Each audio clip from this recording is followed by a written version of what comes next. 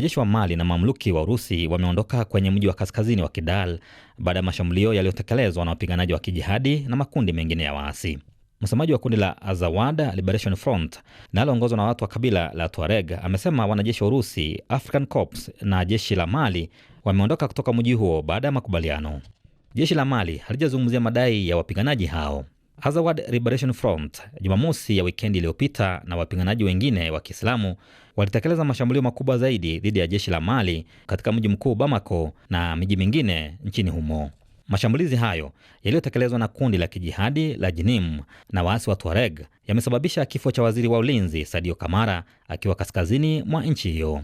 Kufuatia kuuawa kwa waziri huyo, kuanzia Jumatatu nchi hiyo itakuwa katika maombolezo ya kitaifa. Kiongozi wa kijeshi Jenerali Assimi Goita hajaonekana hadharani baada ya kushuhudiwa kwa mashambulizi hayo na haifahamiki yuko wapi. Kundi hilo linataka kujitenga na kujitawala. Limekuwa likipigana kwa miaka mingi kuunda taifa lao kaskazini mwa Mali. Kidal imekuwa ikitumiwa kwa muda mrefu kama ngome ya uasi kabla ya kuchukuliwa na vikosi vya serikali ya Mali na mamluki wa Urusi mnamo mwaka 2023.